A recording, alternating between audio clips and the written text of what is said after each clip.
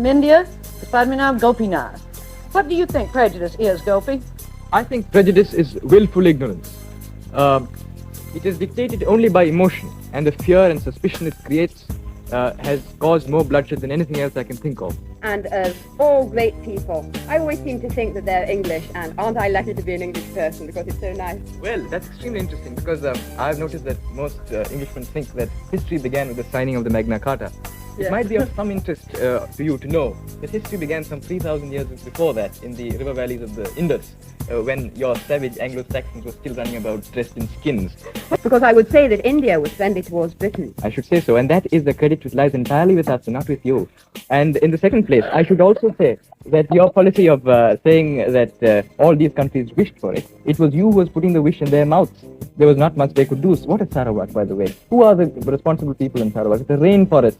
Anyway, the British come there and say, after all, Sarawak wants nothing. The rainforest never speaks anyway. And then you get your, you give them a democratic way of life in due course of time. You are not giving those people a democratic way of life because you feel they ought to give it. This is just a camouflage retreat from a position you know is no longer tenable. Sarah, the amount of wealth you took out of India, that is nothing compared to what you did for us. You took tremendous amount of wealth. You built up the whole British kingdom from India. But what is material wealth? You know what material wealth is. I wonder.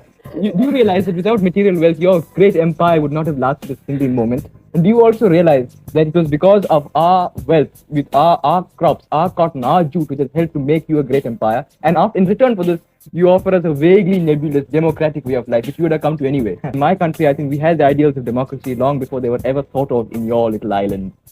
When did you have the idea of We had the ideals of democracy. We had the village councils, what we call the village panchayats, where the elected elders of the village managed the village as an administrative unit. That was done as far back 3,500 years before Christ.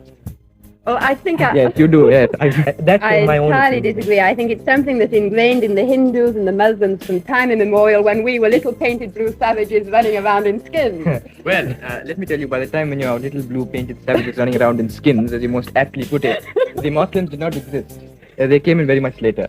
And in the second place, although I agree that in later years there was some friction, you definitely played off the Muslims against each other. You left us with a great heritage of a divided country after you left. The minute I wonder, were we right to go in and attack what we considered a barbarous nation? Then I begin to consider, well, what would that nation have been like today? Would it have managed to progress itself? Or would it be just another nation which would have been taken in under the communist wing?